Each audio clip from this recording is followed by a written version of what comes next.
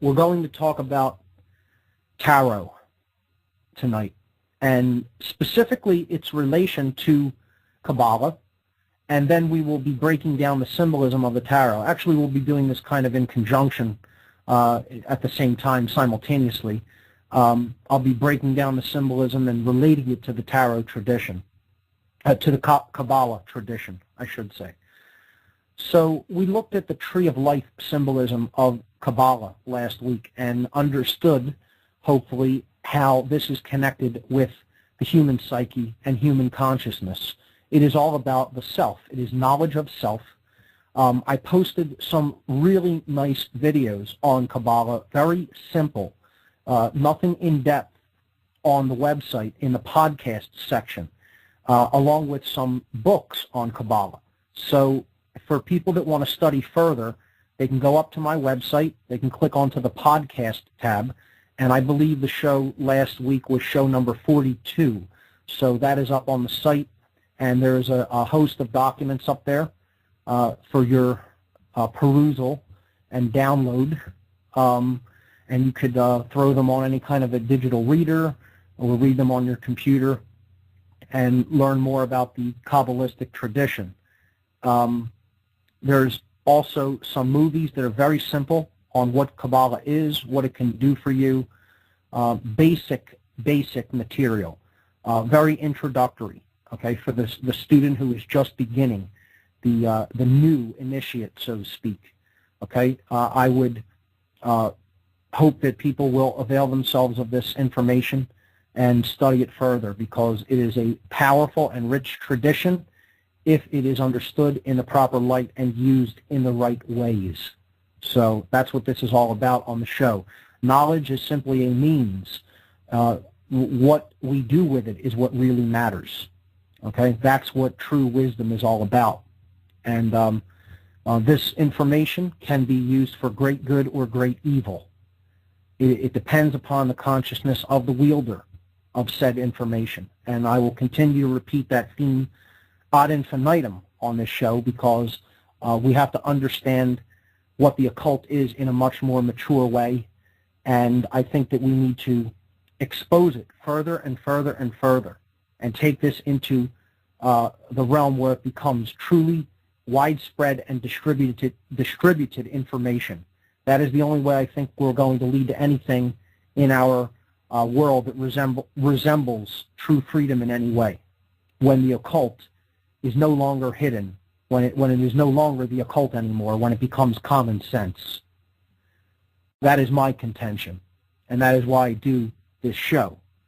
So, with that in mind, let's look at one of the oldest and most sacred tradition regarding self-knowledge and regarding the forces at work both within the individual unit of consciousness, the soul, so to speak, what some occult philosophers have called the monad, or the individual unit of self-awareness, of consciousness, and how that relates to the forces that are at work in nature, in the macrocosmic realm, in the universe.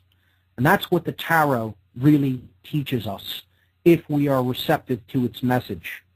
If we understand it as something simply more than a deck of cards, if we understand it as a book that is really telling us the story of ourselves. And we need to turn inward to study that story, and that's what the symbolism of the tarot cards simply helps us to do. It is a tool, okay?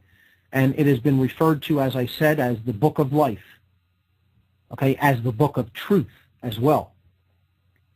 And we can start to look at the imagery of the cards and how rich and detailed they are if you've downloaded the PDF document with the deck.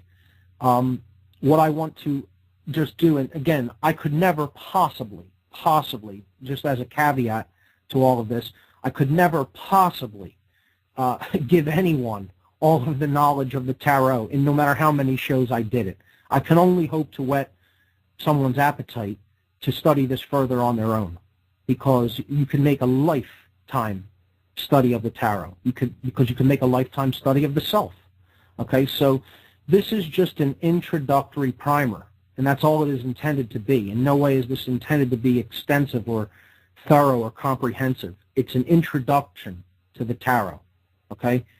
For the student that wants to look further into this and will take it seriously and go deeper and understand that this is a tradition that teaches about the self, they are more than welcome to do so. And I will, as I did with Kabbalah last week, I will post some introductory material on tarot for people that want to look further into it, and that will be posted along with this podcast on the podcast section of my website. So, what is the tarot? The tarot is a deck of cards that tell a story, a tapestry, okay, help us to explore consciousness, as I've said. And these cards are 78 in number in a true tarot deck. 78, okay? There are 22 trump cards, or what is called the major arcana. The arcana is the word for knowledge, okay? It is a Latin word. It means knowledge. This means the major knowledge, okay? Higher knowledge. And what the major arcana represents, or these trump cards, what it represents is the connection between the soul and the universe. So this is the correspondence principle that we've talked about in past weeks. Okay? The Hermetic principle of that which is above is like to that which is below, meaning that the universe is self-similar across all scales. Okay? That which happens in the microcosmic world, or the small, okay, is reflected into the macrocosmic world, or the very large. So that which is taking place at a individual level is reflected outward into society, and that's what our society becomes like, depending on how many people embody that particular modality of consciousness. It's very easy to understand, actually. You know, if you keep putting a certain type of energy into any given system, you will result with more of that kind of energy in that system. Okay, you keep heating a pot of water, you will get hotter water. Okay, you keep adding colder water to an existing pool of water, the overall temperature of the entire pool of water will become colder. It's quite simple if we just apply our minds to try to understand this. And that is what the major arcana suit, or the part of the deck called the major arcana, is all about. It is about this relationship between microcosm and macrocosm. And that's what I'm going to try to really get the listener to understand with the symbolism that I've posted to the site today. Okay, so there are 4 other suits or subdecks within the tarot deck of 78 cards. So on the major arcana, there are 22 cards. Okay, 22. Okay, and they are numbered 0 through 21. So if you look at the PDF document that I've posted, you will see that I start with a deck face card. This is basically just showing you what the deck that I chose for the symbolism, to explain the symbolism, is. And it's called the Universal Weight Deck, and it shows you who made this deck, who contributed to it. So this deck is derived from the teachings of A.E. Waite, Arthur Edmund Waite. And that's slide 1, or page 1 in this PDF document. Page 2 is where the major arcana starts, and it starts with card number 0, and then it goes forward all the way up to card 21, and these cards are numbered in Roman numerals, so hopefully people are somewhat familiar with Roman numerals. I could refer to the page numbers as well if Roman numerals confuses people, but that is how they are.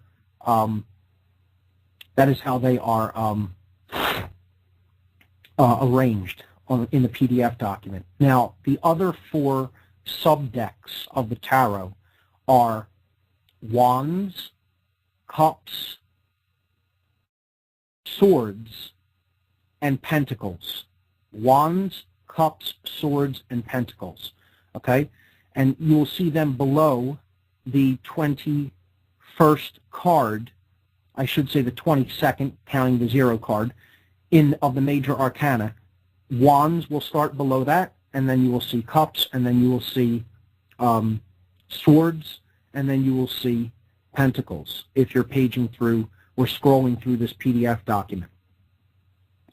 What these 4 subdecks represent is basically, this is called the minor arcana. By the way, all 4 of these decks taken together is called the minor arcana. And these 4 subdecks represent different qualities of the self. They represent, I'll start with the lowest in energy. See, these decks are actually arranged in energy levels. The major arcana I put at the very beginning of the document that I assembled, because this is the highest deck as far as knowledge and energy goes, because this is the deck of the soul and the universal forces that are at work in nature. Okay? So nothing is really higher in consciousness and energy than that, and that's why it's considered the quintessence, or the 5th element of the deck. Okay? The element that describes the soul and the forces of nature. Okay? So that's the highest in power. Going down from that, we have wands. Okay? And wands represents the element of fire. Fire. And you'll see fire symbolism in the wands as they're drawn. Okay? Fire is an alchemical symbol or representation, and what it basically represents in our lives and in relation to ourselves is our actions. Okay? Our actions.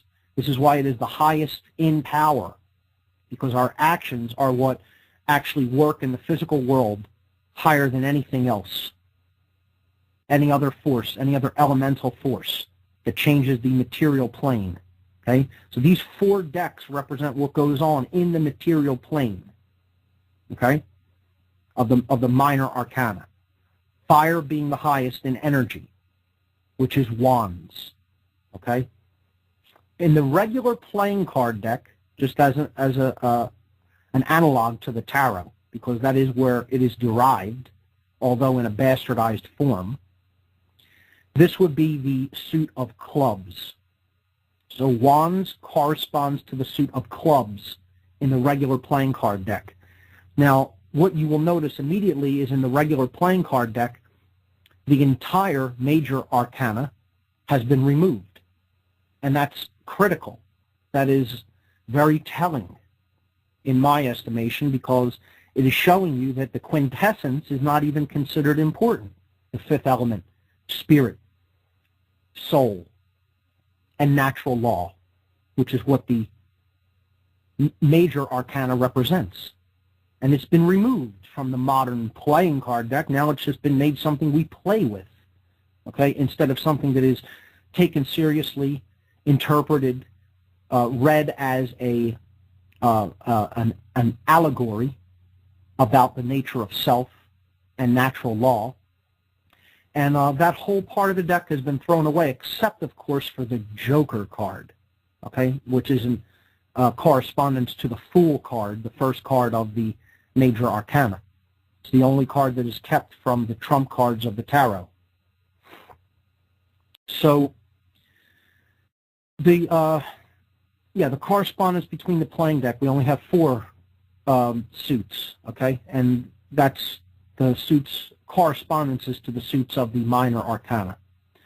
So going down to the next level, lower in energy, still important on the material plane, but not as high of a level as actions or wands, we have cups. Cups is below wands in the minor arcana.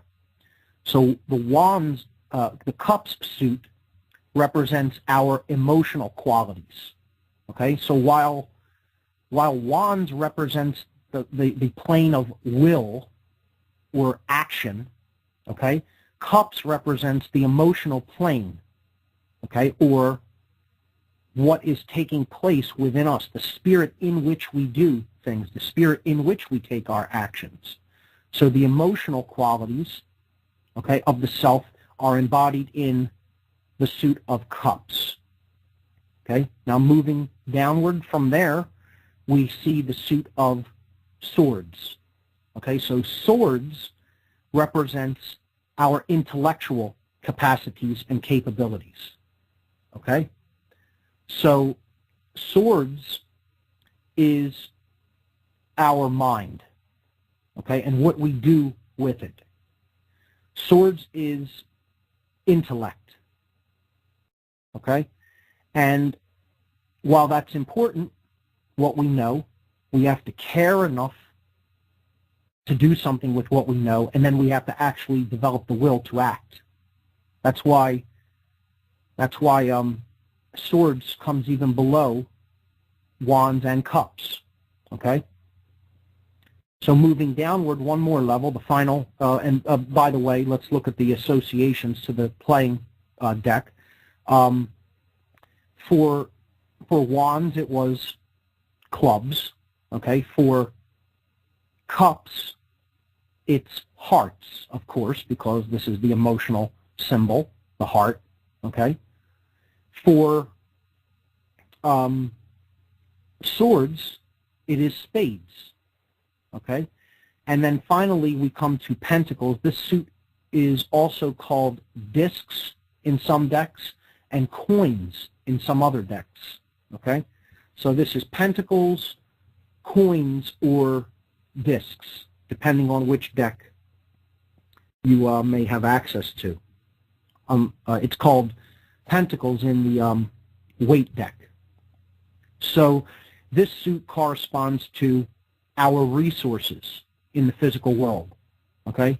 It's the physical plane. It's what we have as far as innate talents, innate propensities or capabilities, things we are seemingly born with or born able to do better than others.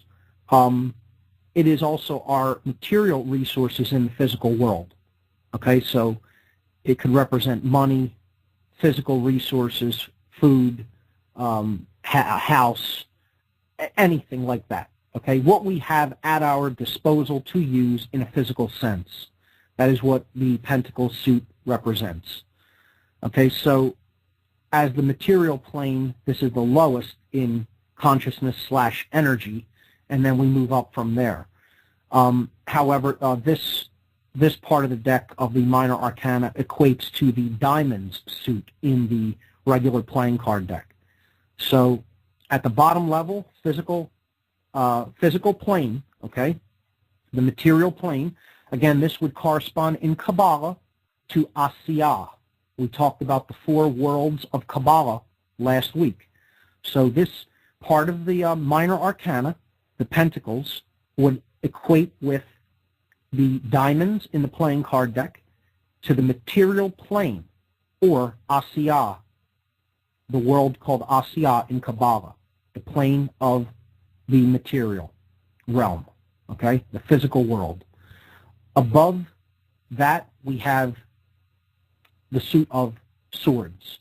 Swords is correspondent to the spades suit in the regular playing card deck, and this would be the world, the world of formation in Kabbalah, and that is Yetzirah. Okay, so this is the intellectual realm. Okay, this is intellect. All right. Upward from there, we go to cups. This is the emotional plane. Okay, this is hearts in the regular playing card deck. And then in the tradition of Kabbalah, this would be the 3rd world, which is Bria. Okay? And above that, the top level would be wands of the minor arcana, that's the highest energy of that part of the tarot deck. Wands represents fire. It's our actions. Okay, and in the Kabbalistic tradition, this would correspond to Atzilut, okay, which is the archetypal world. So that's the minor arcana. I'm not really going to say too much more than that, okay? We could also equate them to earth, air, water, and fire, okay? Earth, pentacles, resources. Air, intellect, swords, okay? Now we go upward, we get to cups, that's water, emotional qualities. And then up to wands, that's fire, and that's our actions. So here we have the same principle again, thought, emotion, and action, and what we do with what we have and what we know. It's a repeating theme over and over in case, you know, in listening many weeks we haven't still seen this pattern or connection. And hopefully people see it and understand it deeply by this point if you've been following these podcasts. So that's the minor arcana, and you can get into it in depth. There's a whole lot more into it. It connects in with the tradition of astrology, and it connects in with different star constellations. It's a very fascinating study, the minor arcana, but that is not what I'm going to focus on here today. Rather, I'm going to focus on the deck that is left out of modern playing cards, the analogy to the tarot in the modern world, the playing card deck. We're going to look at the most important part of the deck and how this relates to the Kabbalistic tradition, which is the major arcana. So let's break down the cards of the major arcana. And again, I'm going to do this in conjunction, in connection with, in correlation to the Kabbalistic tree of life. And as we said toward the end of the show last week, there are really two different Kabbalistic trees when we study this in conjunction with the tarot. And they are what is called the microcosmic tree of life. Okay? And this is the tree that describes the qualities of the self, the individual, the individuation of universal consciousness, the monad, as it is called in different occult schools of thought. Okay?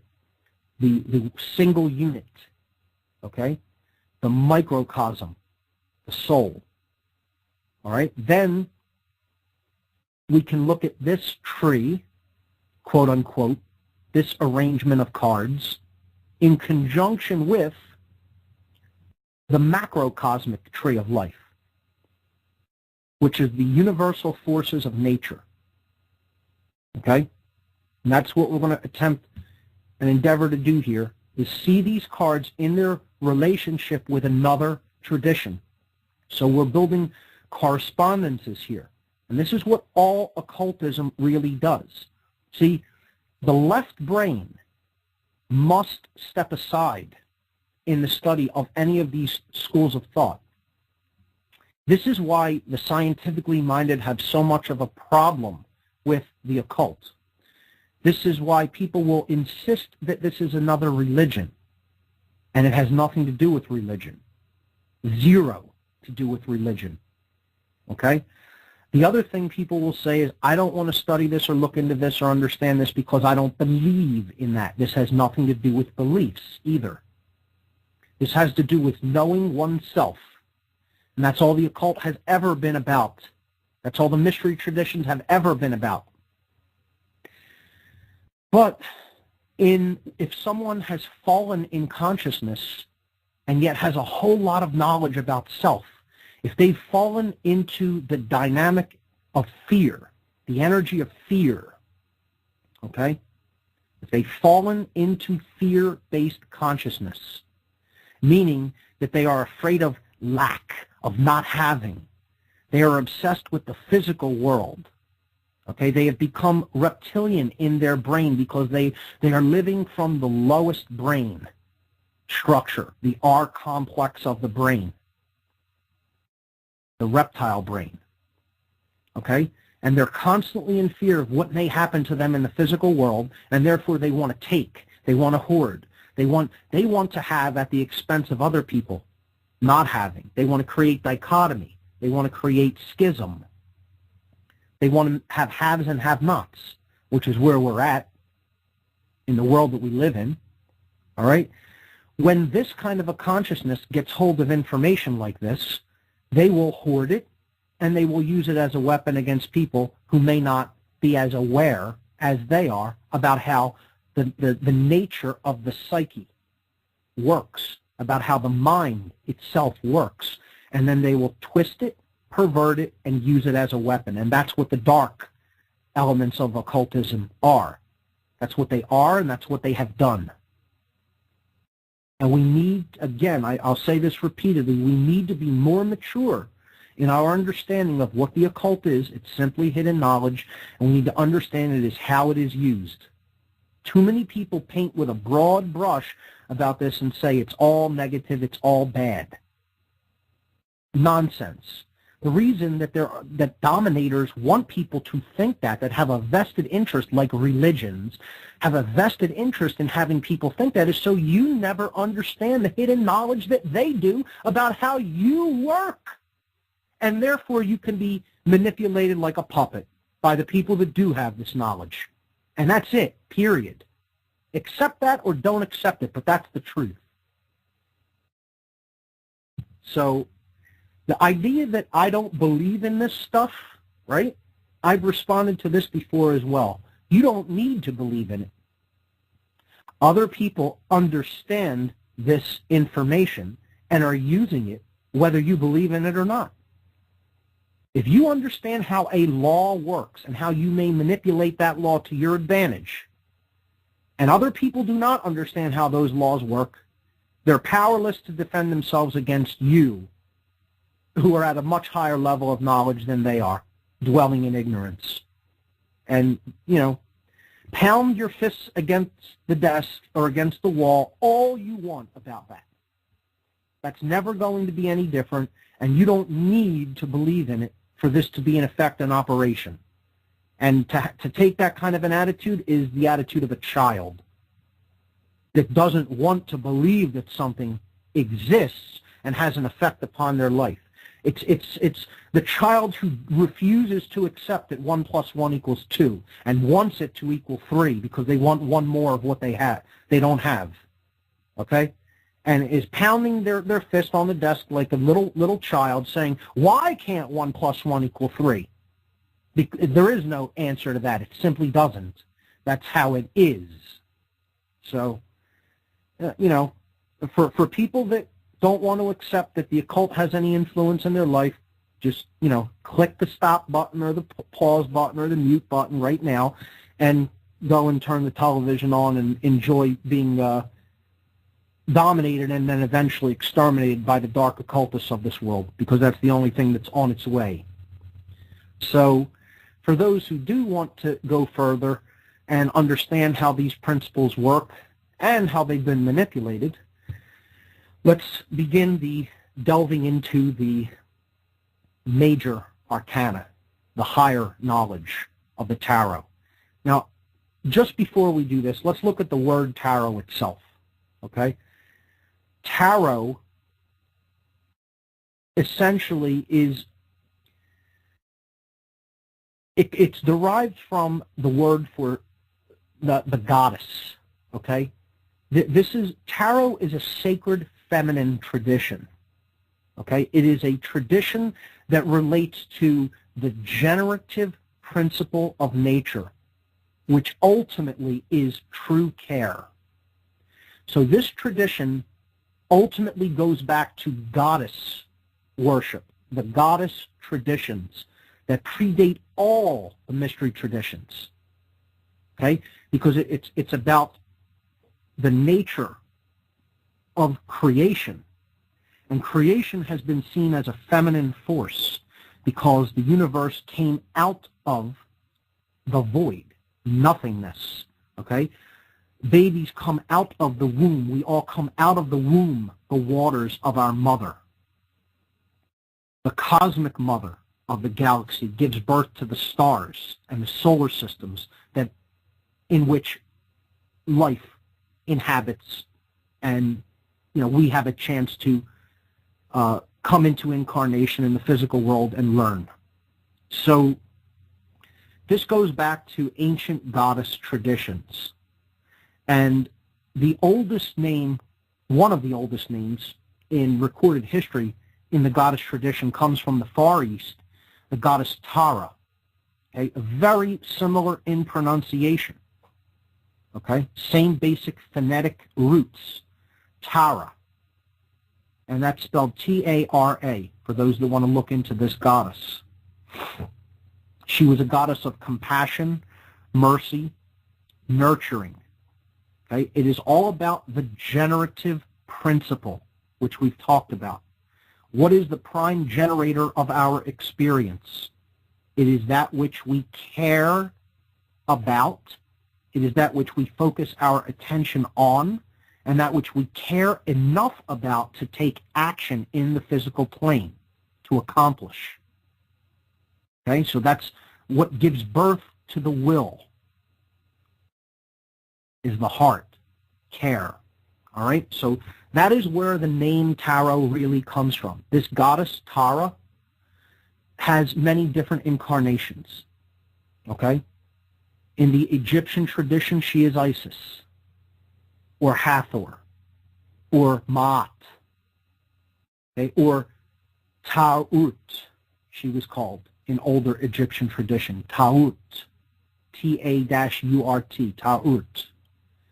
Now, in other traditions in the Middle East, her name phonetically morphed and became, instead of Ta'ut with a U-R-T, we have a reversal, and it became Ta'ut, or with a soft T sound at the end. Ta'ut, Ta'ruth, Ta'ruth. Okay, Ruth is another name associated with this goddess. Ta'ruth. And you can hear the similarity there to our English word, truth. Taruth, truth, truth. Okay, it's just a blending. It's the same basic phonetic variant blended. So this is why this is called the Book of Truth. It's the Book of Taruth, the Book of Tara, the Book of the Goddess. It's ultimately the Book of Care. All right? And that is why it is referred to as the Book of Life. Because ultimately, if we do not understand the generative principle of care, we don't understand life. Period. That's it. So, with that in mind about the root, the phonetic root of where the word tarot comes from, and we will see this goddess in the deck, visually depicted in the symbology, let's look at the major arcana. And I'm going to do one more aside before we jump into that and talk about what most people think the tarot is and what it is not. What it is and what it is not. Or I should say, give people a wider understanding of what it is, because they seem to think that this is all about fortune telling.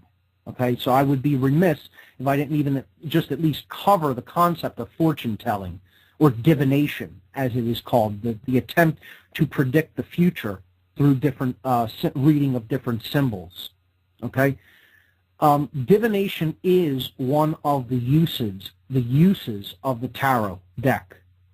However, and you can use it that way, and there's nothing wrong with that. I don't particularly have any problem with the tarot being used that way. However, I think that this is a lesser usage. It can definitely work like that and help us to get in touch with our intuitive capacities to help us understand the direction that the different courses of events may be headed in our lives or in the world. Absolutely, the symbolism can do that. But I think that that is an even lesser goal of the tarot. It is one of the lesser intents for which the tarot was originally intended to be used. Another thing we could just briefly touch on is the origin of the tarot, which I'll get to in a minute. But the original uses, the major use of the tarot is not for divination or fortune telling. It is for getting in touch with the self, okay? Understanding the self better through the interpretation of the allegorical symbols that are contained on the cards. And the reason that this was done is because in the past, you had to tell it in encoded, because, you know, ruthless barbarian rulers of ancient times would have killed people, beheaded them, burned them at the stake, etc., all kinds of torture, put them on the rack for even daring to express this knowledge verbally or in a written form. So, in order to circumvent their barbaric mindset, they would encode the story that they were actually telling, an oral tradition story, okay, into symbols, which, as we say, the phrase symbols, a picture is worth 1,000 words. Well, a symbol is worth 1,000 pictures, because there's so much contained within these rich tapestry of symbols that you could spend, a day discussing just the symbolism of one card, let alone the entire deck. It is a book. It is not just a deck of cards. It is literally an entire book, that you can read into repeatedly and in extreme depth if you are inclined to do so. And so that's the original intent of the tarot. That's why it was encoded into imagery. And the origin. People say, okay, this is derived only from recent times, the 14 or 15 or 1600s in Europe. And there's all kinds of claims to where the tarot, originated and what the earliest deck is. And the tarot, I'll just say this, and you can look into this and research the origin. The tarot is much older than people give it credit for being. Okay? It is derived from ancient mystery school traditions that date back to the ancient Middle East and definitely go back into Egypt. Okay? And this was absolutely used in conjunction with the Kabbalistic tradition, and I would say it probably predates what we consider the Egyptian civilizations. Okay? I would say this goes right back into ancient antiquity when, Egypt was referred to as the land of Chem, and probably even before that, to lost civilizations of which very little recollection, let alone records, even remain. So it is ancient. I would say it is thousands of years old, not hundreds. Okay?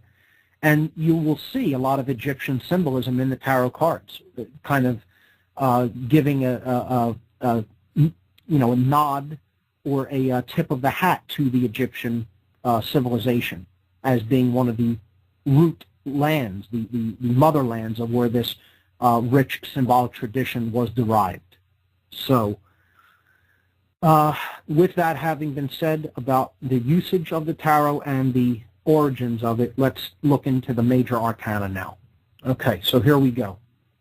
And we'll start with the Fool card, card number 0. So this is page number 2 of the PDF document. Hopefully people who are listening have had a chance to download it. I hope the server held up well and provided a decent download speed. The document is only about 6 megabytes. That's not too bad. I tried to compress it well. The images I think still look good. If you view them at less than 100%, they crispen up a little bit and look a little bit sharper. Okay, so this is page number 2, and this is card number 0 of the major arcana. This is called the Fool. Okay, it is a young boy or a young man going off on a quest. He has a bag packed on a stick. Okay, he has a flower in his hand. He has a dog, a white dog, at his side, and he is stepping off of a cliff. Okay, what this card represents is the journey of the soul. The journey of the soul through the physical plane, through all of the planes, all of the worlds, as we talked about in the Kabbalistic tradition. Okay, but it's journey from the no thing, which is where it begins and ends. That's why it's card 0, the cosmic egg. Okay, this is an archetype symbol. Okay, representing infinity. Okay, representing the beginning is the end, and the end is the beginning. Okay, it represents no beginning and no end. Okay, they're both joined as one.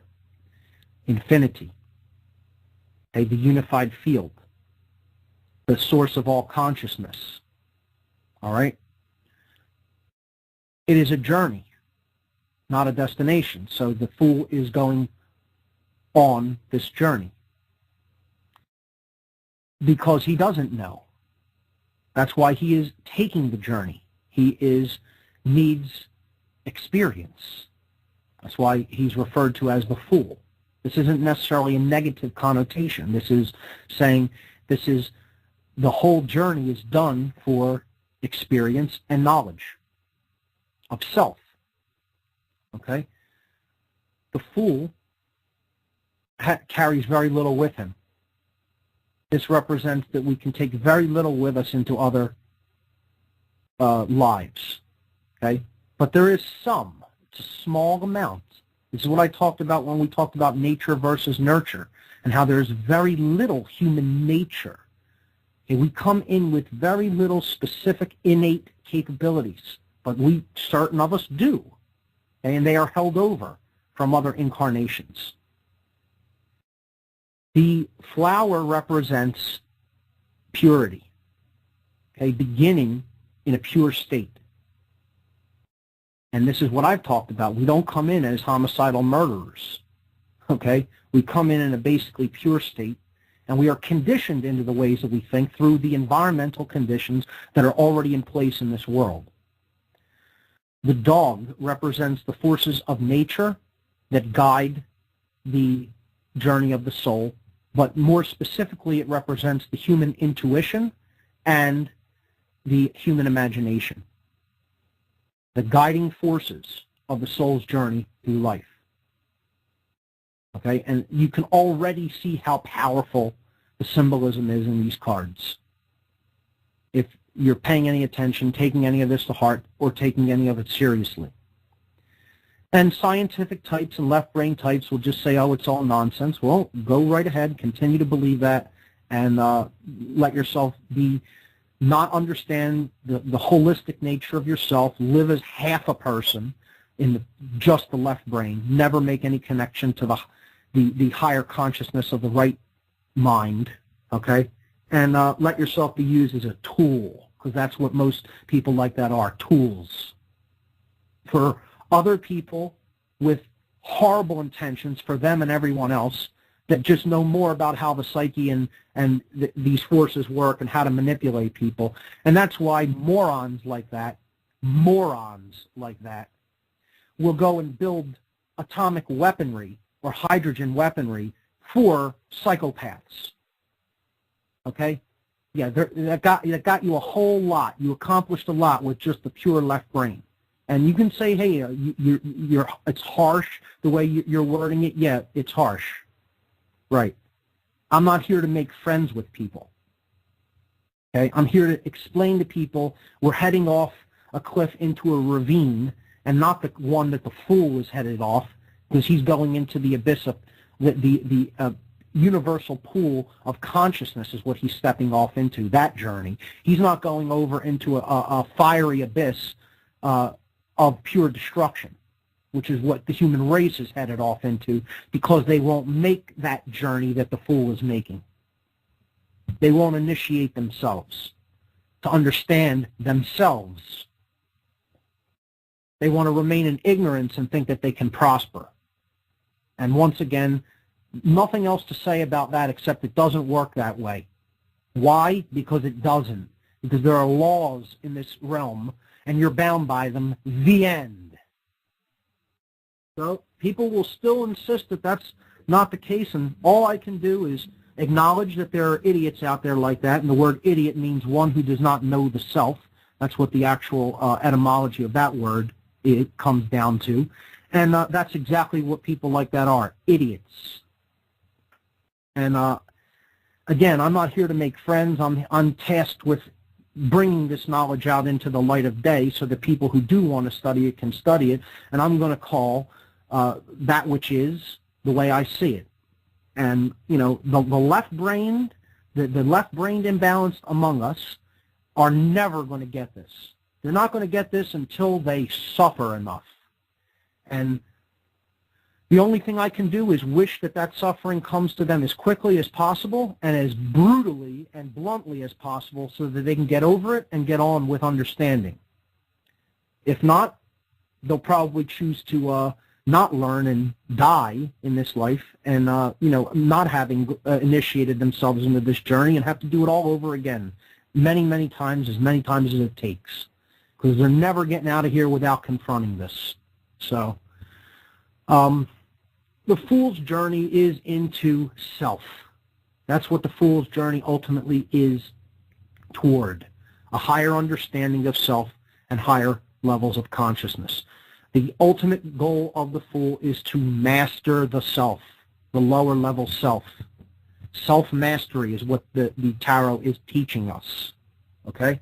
So, I would like people to refer to image number 1 on the website if they have access to it, to go up there to the radio listen page and look at image number 1 for tonight's show, which is the microcosmic tree of life. Okay. We started talking about this last week, and I'm going to proceed in order. I'm going to go in actually reverse order, okay, of the cards. I'm going to go from the bottom of this tree to the top of the tree in reverse order of the Sephirot of the tree of life. The Fool, you will see the Fool card depicted in the space right below the top of the tree, which is where the Magician card, which is card number 1 in the trump cards, okay, in the major arcana cards, is positioned. Now, the Fool card is not positioned as one of the Sephirot of the tree of life, okay? It is not one of the Sephirot. It is positioned in what is called the realm of Da'at, okay? D-A-A-T or D-A-A-T-H, okay, depending on how, different schools of Kabbalah spell it, transliterate it, I should say, from the Hebrew. That is where I am positioning the Fool card, and I am coloring it in white.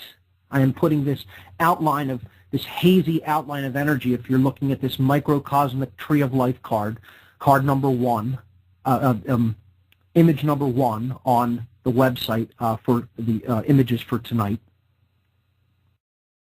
on the radio listen page, okay?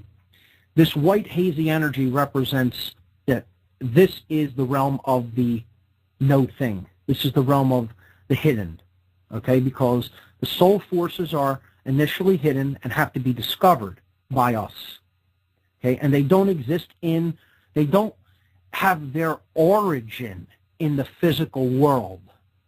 Okay, Da'at is the realm of hidden knowledge, hidden awareness. It is what is really considered the true root of the tree of life, from which the tree of life springs. Okay? So this is the no thing. It's non-material, it's non-physical. The tree of life comes out of it as an extension of the spiritual realm. Okay? It's the stargate leading to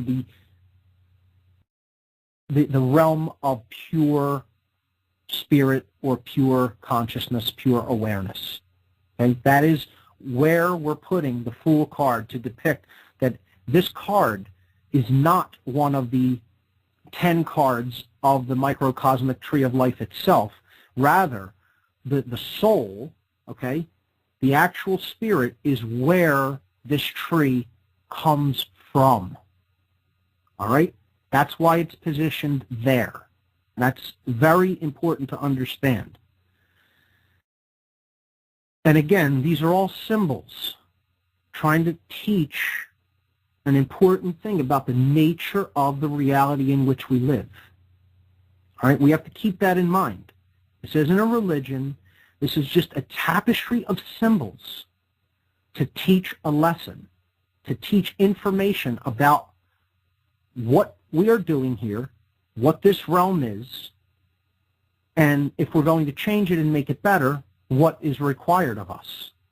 And we need to receive that knowledge from the higher self, okay, which is what that realm of Da represents.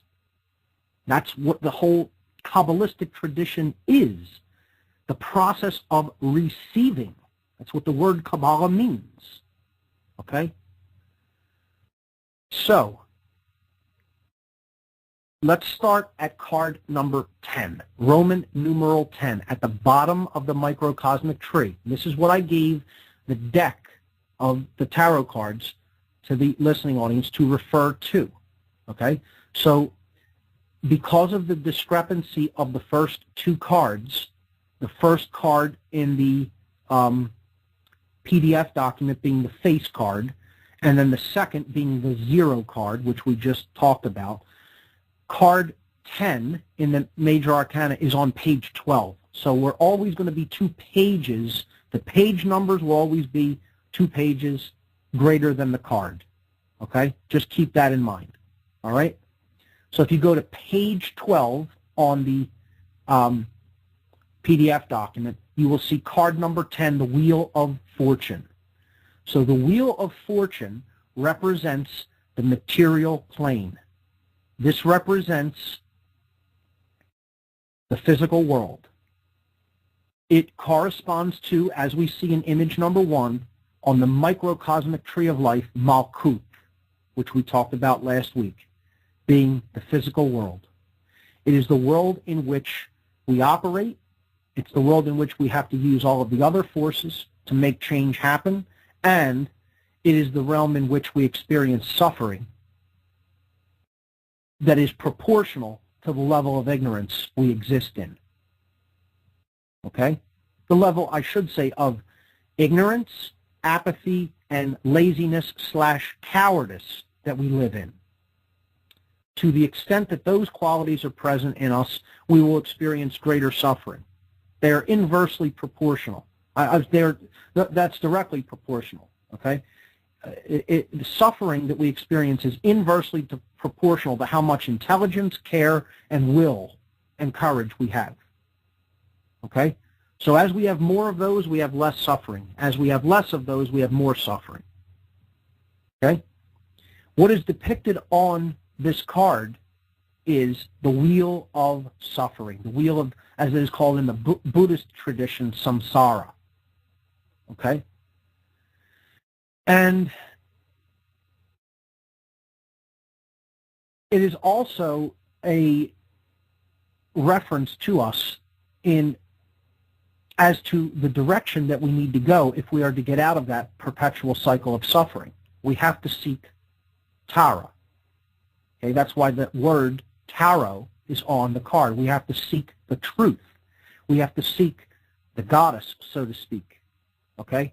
We have to seek the sacred feminine generative force that is hidden in nature and in our nature, in the heart, in order to get out of that realm, that cycle of suffering in the physical domain. And that's what this Sphinx represents. He is a way shower, so to speak. Okay? He has this sword of truth.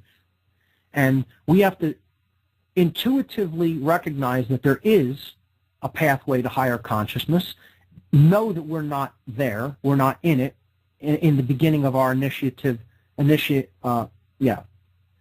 beginning of our journey as an initiate, okay, and have a leap of faith that the fool is taking, because that's what that is. It's not a suicide, it's a leap of faith, that there is such a thing as truth, and that we can understand it, and that is what will help us to get out of identification with the purely physical and material.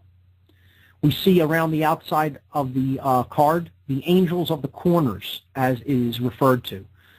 The bull represents Taurus, okay, because these are constellations on the zodiac. This is the Great Cross. And we see the 2 crosses depicted in the middle of the Wheel of Fortune.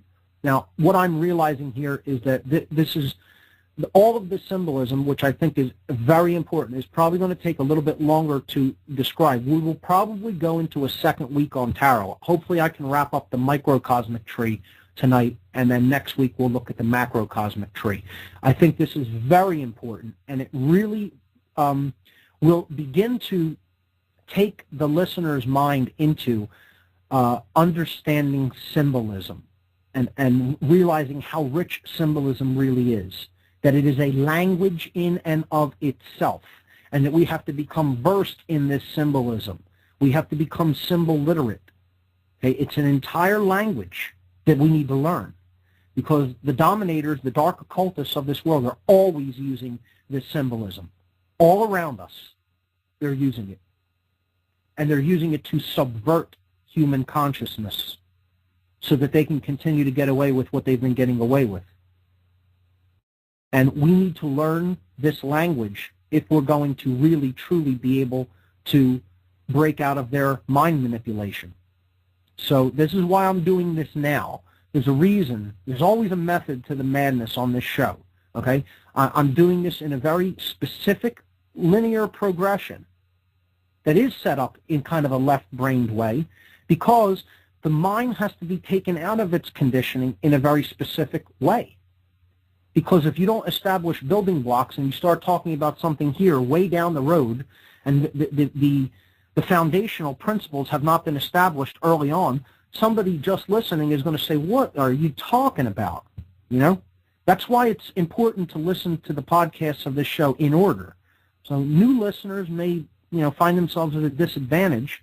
Maybe they can grasp some of it. If they've familiarized themselves with some of these terms and concepts in their own readings or in their own life through different forms of media. However, a brand new beginner, probably would want to go and listen to the early podcasts and, take the journey from the beginning up to this point.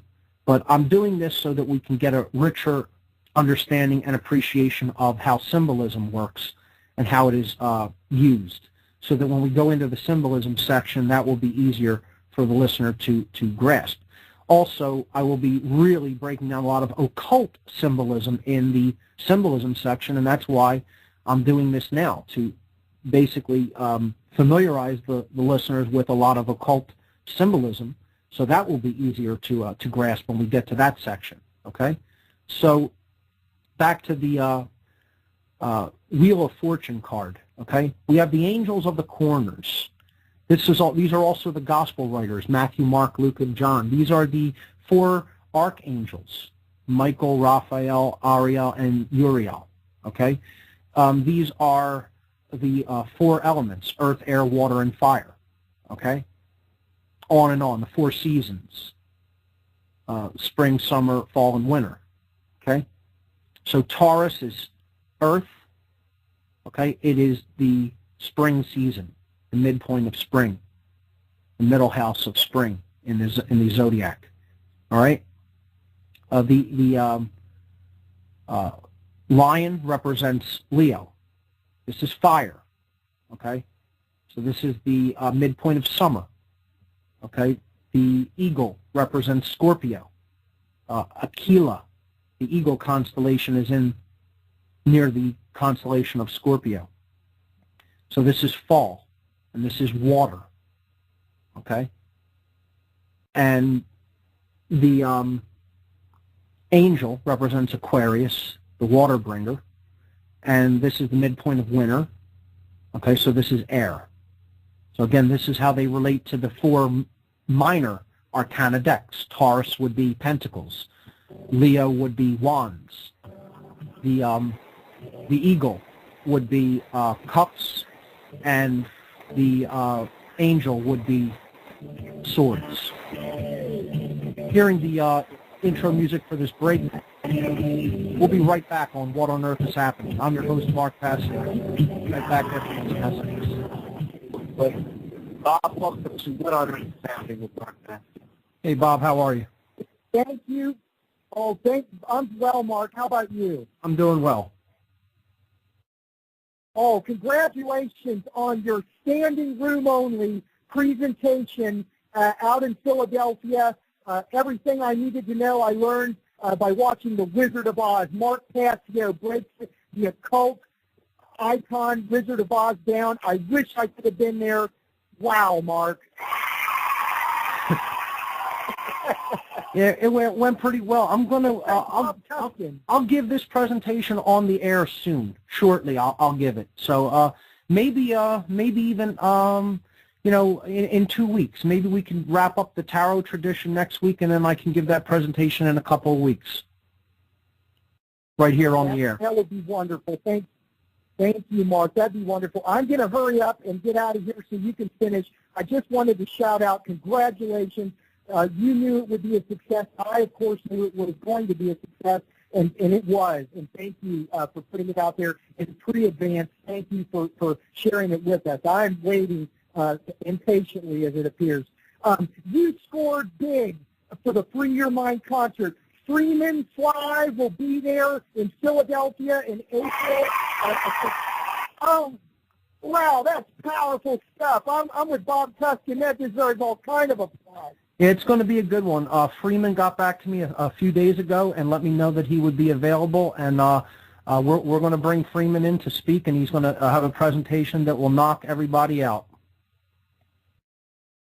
Wonderful. And don't forget, guys, Bob Tuskin will be there. That's right.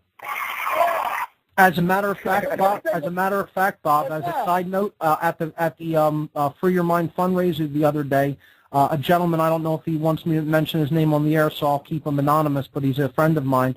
He came and sponsored you with a check as a speaker. He gave us a check that covers your travel expenses, and so we know that we have the money set aside for you. But wow. one person. Do I know this person, Mark? I don't believe that you do. No, he works through another group that I work with in this area, and like I said, I'd rather not say his name because I don't know whether he wants me to acknowledge his name. But I'll introduce you to him at the show and let you know that he made that possible with one donation. That just touches my heart. Sure. I'm definitely looking forward to be there, and that just really makes my night. So thank you so much.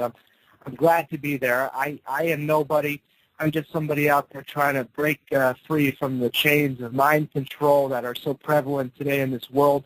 And I see my family, my brothers and sisters out there, deep in this stuff. And I just hope to wake them up and cover the root of how I see this mind control. And at the conference, Free Your Mind conference, what a better place to do it. I'm honored that Freeman's going to be there. Yep. A lot of great speakers. Mark Passio, of course, will have a knockout performance as usual, and I'm just really looking forward to it. That will be in April, folks, so don't miss that. Yes. Hey, and Mark, one last thing. Sure. Bob Cincinnati's scheduled to be joining us. Hooray! Awesome. Looking forward to meeting Bob in person. I'm looking forward to meeting you guys, and like I told Bob off the air, come high water or whatnot, I'm going to be there. My little family's already prepared for that, so I'm looking forward to meeting both you gentlemen and all your great speakers. And thank you to the anonymous donor out there who sponsored Bob Tuskin's presence at the Free Your Mind concert. You are a hero. This is going to be great. I feel a lot of energy building for this conference. I was able to plug the Free Your Mind conference on a radio show last week that I assist with on Blog Talk Radio. So I'm excited, and it's just going to be great. Great. I'm glad people are really looking forward to it. It has been a difficult journey in putting this together, and I have had ups and downs emotionally about it. It seems like as it's coming a little bit closer, more things are working out for the better in relation to it. So hopefully that will continue. We're going to have a organizers meeting coming up next week for it, and hopefully we can pull together the last remaining resources that we need to make this a real success. Again, I implore people, if you can reach out and help make a donation, it would be extremely appreciated. I don't want to ask anybody to be able to do things beyond their capability. Of course, they have to basically take care of themselves and their families first and foremost. But if you are in a position and you support the goals of this conference, we could use donations to help bring in some of the other speakers. So I have to, ask. They say ask and you shall receive. I've put it out there, and there it is. So, Bob, I want to thank you for calling in. Always a pleasure to hear from you, Bob, from Cincinnati. And I'll definitely be seeing you out in Philly in April. And Thanks for all that you do, too, in helping to, promote our efforts. Well, that's my pleasure. And, Mark, if you get a chance, maybe share the address with the listeners here on this radio show where they can send cash or perhaps a check or money order made out to cash for the Free Your Mind concert or conference. And just one last thing, Mark, and I'm Sure. sorry to interrupt you. The term quintessence is so important to this alchemical transformation. And, you're tying together so many important threads of the 42 weeks that you've been on the air. And this is exciting to a lot of us. The quintessence, the one thing, you called it the fifth element, and how these dark occultists have laughed at us, the unknowing out here with their movie titles. The fifth element, the azos of the philosophers, or the Philosopher's Stone, the original Harry Potter book. In the rest of the world is called Harry Potter and the Philosopher's Stone. Right. Where in America, they gave us Harry Potter and the Sorcerer's Stone. Right. I talked about this extensively in my Wizard of Oz presentation, Bob, because I make reference to the Philosopher's Stone in that presentation, and I talked about how they renamed that book in the United States to the Sorcerer's Stone. Yes, and it was shameful that they hid us.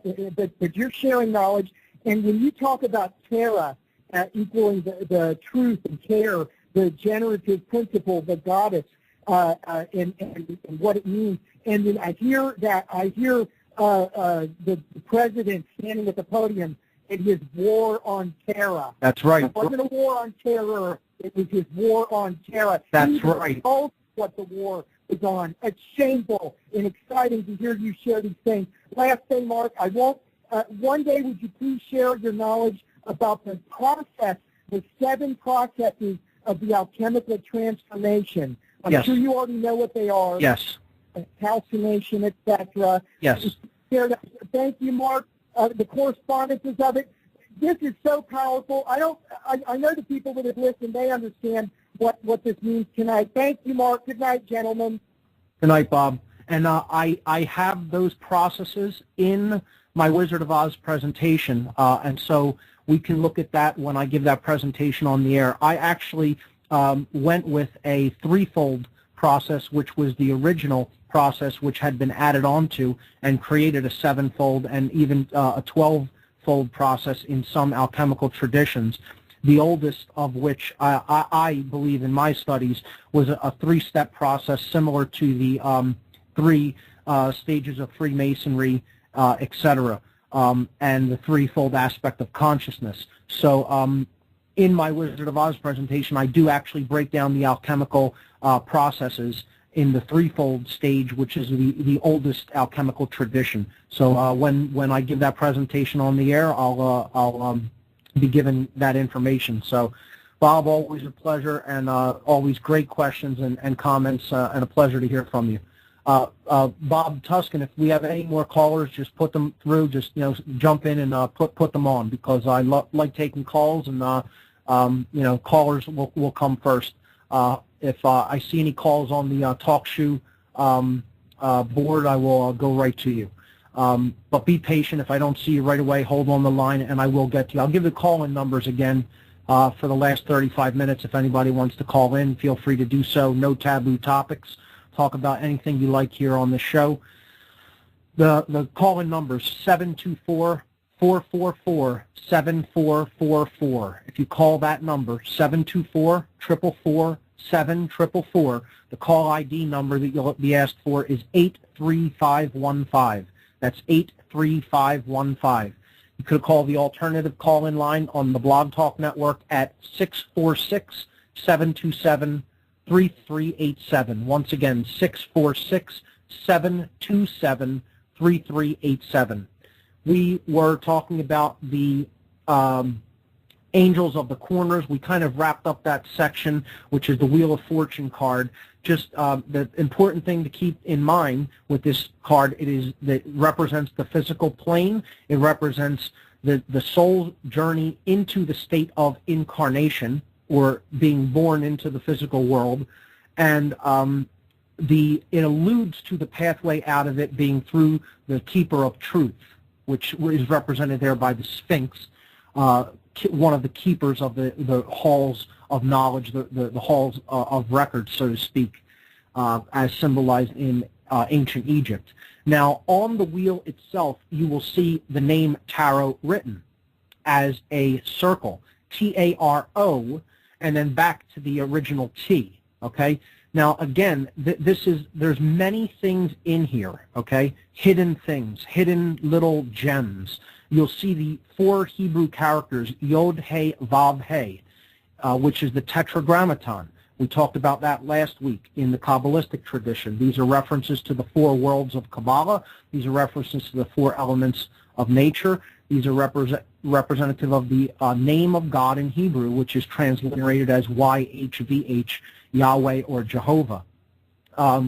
We see the 2 crosses, okay? The 2 crosses representing the solar cross, or what is known as the cross of the solar system, or the cross of St. George, the straight up and down cross like a plus sign. And then we see the greater cross representing the cross of the galaxy, okay, which is a reference to these, quote, angels or constellations of the 4 corners of the zodiac, and that is called, that X-shaped cross is called the cross of St. Andrew, okay? So I will break down the word tarot on this wheel in just a moment, but I see we have a caller on the line, so here we go. Whisper in Wind. Caller, you are on. What on earth is happening? What do you have for us today? Yeah, you said that the imagery in the deck of cards was used to find oneself, I think basically you said. Now, would that include necromancing, your ancestors and your descendants, to find yourself there?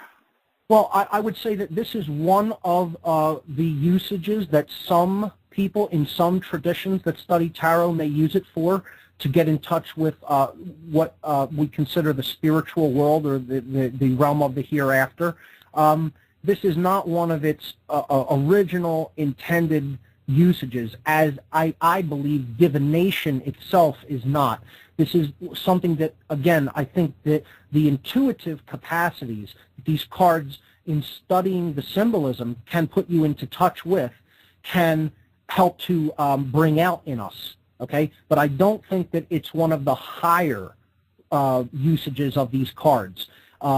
Occultists who are serious students of the self, serious students of the human psyche, use these cards for the story that they tell in their rich symbolism, for the archetypal imagery and symbology that is contained in the cards, rather than for pure divination. But I would say that they can be used for those purposes. That would be my answer to your question. Does that answer your question? Yeah, I would just say that how could one find oneself if they did not find their ancestors, because they are nothing without them and they are nothing without them, you know what I mean? Sure, and these cards come from our ancestors, and they really do tell a rich tradition of where we came from. You know, if we really delve down deep into them, that they're telling us that this is the study of the ancient past as well. I think one of the main ways that we are controlled is by being cut off from our origins. If you cut off a people from their origins, you are in an absolute position to wield control over them. So that's a great point. As a weapon to forget your ancestors. The kings of the earth know who their ancestors are. That's right. But they want you to forget yours. Yeah, now, if you get a vision, right. If you get a vision with Mother Mary, they're going to call that a miracle. But if you talk with your ancestors, they're going to call you a witch. Right, right. Wise one, isn't it? I agree. And you bring up a good point. So I want to thank you for calling in. Great point. So, yeah, there are a multitude of uses for the tarot. I am basically attempting to explain what I consider to be the richest use of them, but it is not the only one. So that caller raises a good point, and he raises a great point about the really important idea of connection to our ancestry and of human origins, which if that can be controlled and cut off from us, it's a piece of cake to basically wield influence and control over other people if they don't know where they've come from. Not knowing where you've come from means ultimately you don't know where you're going. And sadly, that's the case for too many of us. So thank you, caller. Great point. Anyone else? If anyone else calls in, Bob, just throw them right on and break in on top of me, and I will monitor the blog talk, the TalkShoe line. So continuing. On this Wheel of Fortune card, there is the word tarot, T-A-R-O, okay? Now, if we look at the other arrangements of the letters on this wheel, okay, we can see that there is something in it. There is a hidden, a full sentence, not only just words in other languages in it, but there is a full sentence, okay? So the first word that is hidden in this arrangement of letters is rota, R-O-T-A, which is Latin for wheel, okay? And we see a depiction of the wheel on this card, as we've already referred to. So rota means wheel, okay? So the word tarot is in there itself. So the wheel of tarot, okay? What other words or arrangements of words are in here, okay? We see the word T-O-R-A, which is a Hebrew reference, a transliteration of Torah. Torah means law, okay? It's a reference to the first 5 books of the Bible, Genesis, Exodus, Leviticus, Numbers, and Deuteronomy. Okay, so this is the Torah and what is considered the law in the Judaic tradition. Okay? Another word for Torah, another concept that it is connected to, is the truth itself. Okay? And again, the goddess was considered the goddess of truth, justice, and natural law. And her name is made reference to with T-A-R-O, tarot, which is where the word tarot is derived from, Tara. Okay? But also her name is hidden in A-T-O-R, Ator. Okay? So if we have a hard breath mark at the beginning, we get Hathor, Hathor, Hathor. Hathor is a name of the goddess in the Egyptian tradition. Hathor is the goddess of love and care. Okay? So we have another name for the goddess hidden in this arrangement of letters. Okay? We see the word, if we go in the counterclockwise direction, a couple of words appear. One of them is ator, A-T-O-R, and this is a Latin verb that means cultivate. Okay? Cultivate or generate, essentially. Okay? And we saw this is about the generative principle, the cultivation of care. Okay? Another word in Latin that we derive from this arrangement of letters, and all of these are in order, these letters. We're not going even across to other letters. We're going in order along the outside of the wheel. Okay? O-R-A-T means it speaks. He, she, or it speaks, where we get the word orator from, a speaker. Okay? So if we put all of these together, right, we can come up with a sentence that is what the tarot is actually all about. Okay? Wheel, R-O-T-A. Tarot, T-A-R-O. The wheel of the tarot. Okay? A-T-O-R. I'm sorry. A-R-O-T. Arot is cultivates. Arot. Okay? The wheel of the tarot cultivates. Okay? Or it acts as a generator. Okay? Then we could say orat, O-R-A-T. It speaks. Right? T-O-R-A. Torah. The law. Right? A-T-O-R. Hathor. Of Hathor. So the wheel of the tarot cultivates. It speaks the law of Hathor, the goddess.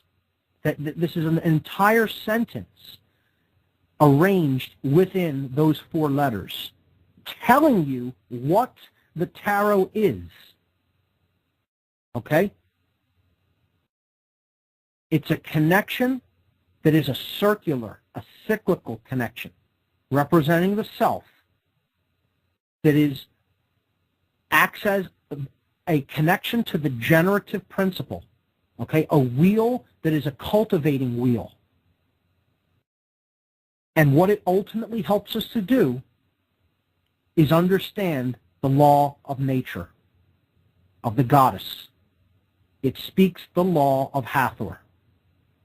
That in and of itself, to be able to do that with 4 letters, is amazing. Okay, and I'll put a breakdown of that in a slide on the site with the podcast. I hope people are looking at some of the images that I post with the podcast, as you can go back and download them and listen to these, because they help to understand some of these concepts even better. There's another break coming up. I'll be right back, folks. We're back on What on Earth is Happening. Let's move to the next tarot card upward on the Kabbalistic Tree of Life, the microcosmic Tree of Life. If you're referring to image number 1 on the site, we are going to now move up to page number 11 on the PDF document, and this is card number 9, okay? Card number 9, and it's called the Hermit. The Hermit is the initiate who begins to leave the purely physical, identified state of consciousness. He knows that he has been dwelling in darkness and illusion, and therefore he sets out as well on a journey to truth with a lamp of knowledge, and inside you'll see the 6-pointed blazing star representing the seal of Solomon, which we've extensively talked about on this show in the past, as the balance between the left and right brain hemispheres. Okay? And that is what the hermit seeks.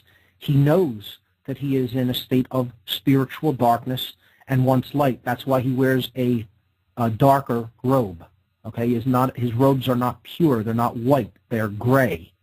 Okay? Dark or gray. Okay? This is a connection to look at Gandalf, the gray wizard in Lord of the Rings, who then becomes the white wizard through his process of self-purification after he does battle with his internal demon, which is the Balrog in Lord of the Rings, this demon of smoke and fire. Okay? After doing battle with him and conquering him, which represents the darker aspects of the self, he then emerges as the white wizard in the later parts of the trilogy. So, the hermit is the initiate, okay? He is the one who realizes he has a lot to learn. And he is in darkness but wants to receive, okay? So this is associated with the desire center. This is the sacrum chakra. Like the Wheel of Fortune card represents Malkuth, or the base chakra. And you can refer to image number 3 for a correlation between the Tree of Life, the Sephiroth, or the emanations along the Tree of Life, on the Tree of Life symbol, and the chakras of the body. Okay? So this would be the desire chakra, or what is referred to as the sacrum chakra in the Vedic tradition. Okay? It's called the Swadhisthana chakra. Okay? So that is the sphere of Yesod on the Tree of Life. Okay? That is foundation. He is establishing a foundation through his desire to learn. He is beginning to root himself in higher levels of awareness. He is now out of Asiyah, and this is the first Sephiroth in the world called Yetzirah, the realm of formation. Okay? Moving upward to the cards that are colored yellow. Okay? This is a dualistic chakra, or a dualistic emanation along the Tree of Life. Because we have to look at these all in conjunction in reference to the middle pillar, okay? So this is a twofold aspect of the will center, okay? The root chakra connects us with the physical plane. The sacrum chakra, representing Yesod or the hermit, okay, is the desire center of wanting to improve ourselves, wanting to gain more spiritual knowledge. And then we have to apply will, okay? Of course, will has to be tempered by care. This is why the heart chakra is even above that. But the yellow, two yellow cards represent the dual nature of the will, okay? And this is an internal manifestation and an external one, okay? So the internal manifestation is the card to the left there on the pillar of severity, and it is called strength. This is associated with the Sephirah known as Hod, okay, which we talked about last week. You can always go back to the podcast and refer to these and the images and books. Tons of information to cross-correlate all of these, okay? But what that card represents is courage, okay? So this is an internal quality, the strength to overcome fear that is within, all right? And that is card number 8. Card number 8, you'll see a woman with a lion, and she has an infinity symbol over her head, meaning that she is kind of coronated as an illuminate, one who does know the self, okay? She is holding the jaws of a lion closed with her bare hands. Now, that's a symbol for courage right there, okay? But it's a symbol that she is conquering her fears. Okay? She is conquering her internal fears. All right? So, courage, the strength card, the sphere of Hod on the tree, on the left-hand pillar of severity, okay? The next card is Sephirah number 7 on the Tree of Life, and this would be associated with card number 7, okay? It's called the Chariot, and here we see as the secondary aspect of the plane of will, okay, of the aspect of will. This is the solar plexus chakra in the Vedic chakra system, okay? It's called the Manipura chakra, all right? This card, the Chariot, represents willpower to act in the world. So we have internal courage and external willpower, okay, to actually get something done, all right, using the will that exists within us to get something done in the external world, in the physical world. That's why he is the chariot driver, the charioteer, okay? He uses the two forces, okay, the feminine force of care and the masculine force of actually acting in the world, okay, represented by these two sphinxes, okay?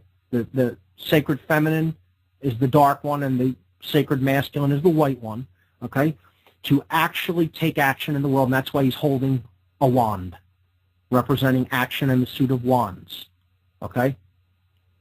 And he is also crowned as an illuminate, as you will see this theme repeated over and over again. It's showing you this is one of the paths to illumination, to what is really meant as enlightenment, acting in the proper moral way. That's what this card represents. That's why it is on the pillar of action, or the pillar of mercy, the right-hand path of the Kabbalistic Tree of Life. Okay? So again, we could spend a whole show on each card. I want to move forward because we only have a few moments left, and we'll continue this next week, but I'm going to move a little bit faster. Card number 6, as we move up to the green, or the middle of the Tree of Life, the very hub, which is the representative of the heart chakra or the Anahata chakra, okay? This is the lover's card, of course, because this is about love. This is about true care.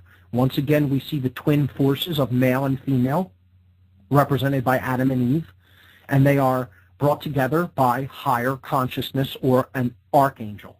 I believe that would be the representative of, it would represent the Archangel Michael, if I'm not mistaken.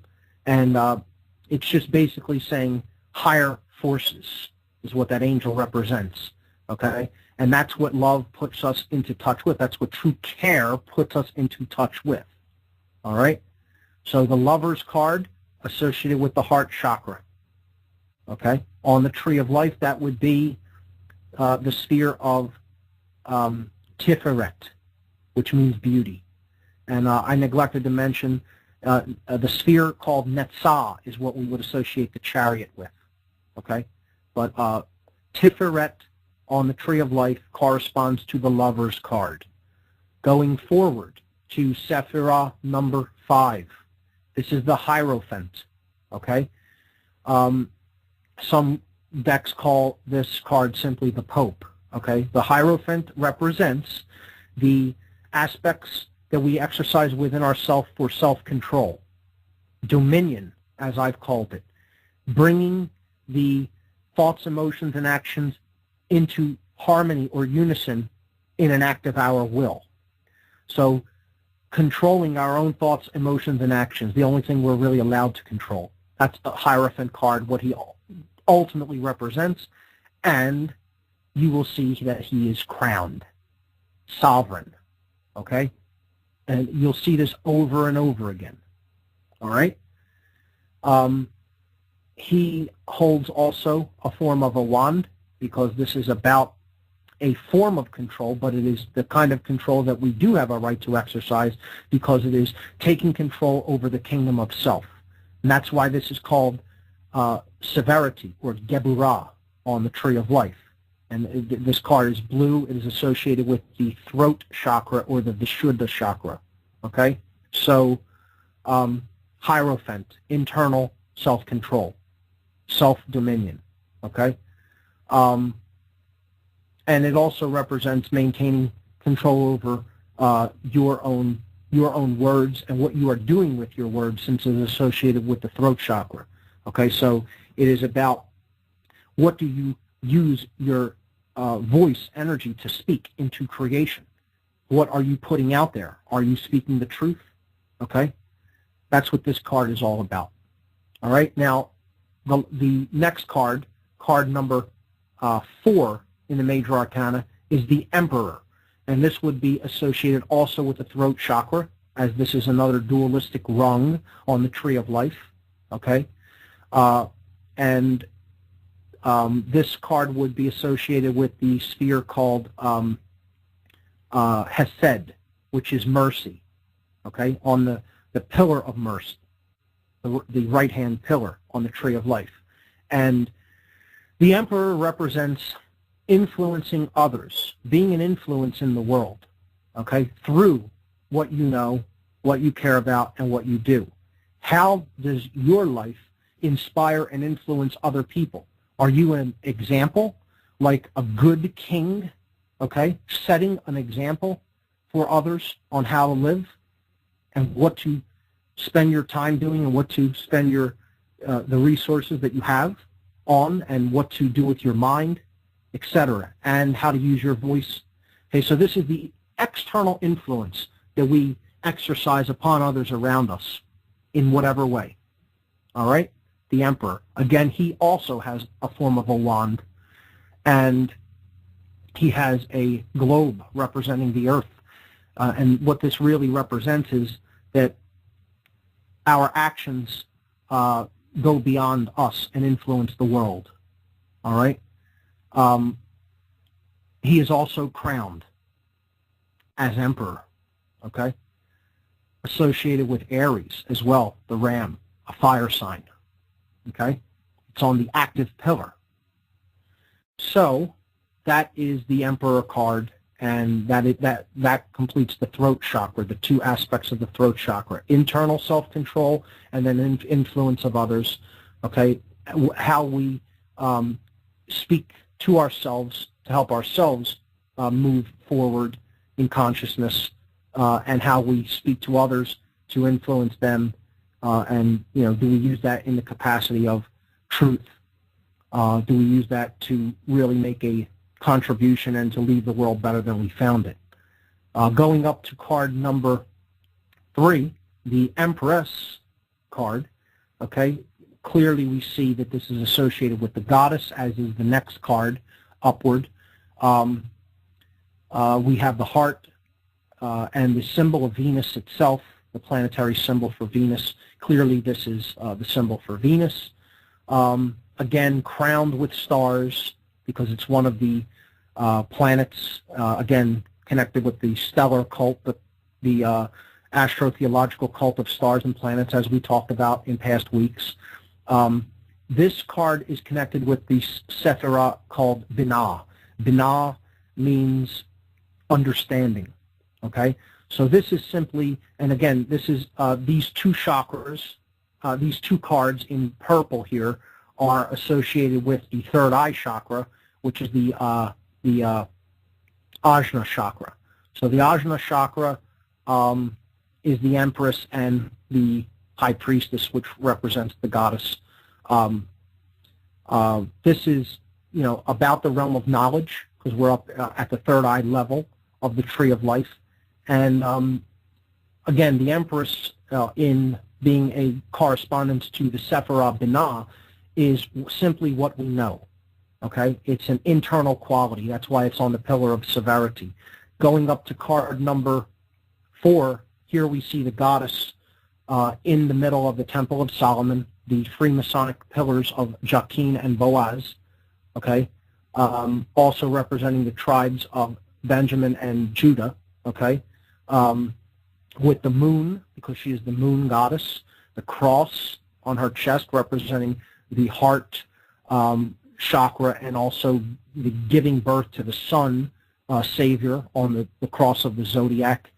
Torah written on the book she is holding, because she is the goddess of truth and law, okay, as she is connected with Ma'at. The tree of life is behind her, you'll notice, and it's depicted as pomegranates. And if you checked out the page on my podcast section for last week, I posted a book called A Garden of Pomegranates by the occultist Israel Regardie, which talks about the tree of life and Kabbalah in general. Rich symbolism all over the card. This is the goddess of truth. This is Tara herself, okay, depicted in the deck. And she represents the sphere on the tree called Hokmah. Hokmah is wisdom, because, of course, she is the Logos Sophia, the word of wisdom itself, okay? Wisdom is what we do with what we know. So this is the active quality. Finally, the magician represents self-mastery, and he masters all the forces of nature and the lower elements of the material world, and he wields the wand of power, which connects us to the spirit. Ladies and gentlemen, that's all we have time for this week on What on Earth is Happening. I'll be getting to more symbolism of the tarot coming up next week. We'll look at the macrocosmic tree. I'll wrap up the magician card a little bit. But we'll see you next Tuesday night right here on What on Earth is Happening on the Intel Hub News Network. I'm your host, Mark Passio. Thank you very much, everyone, for listening. Great callers. We'll see you here next week. Good night.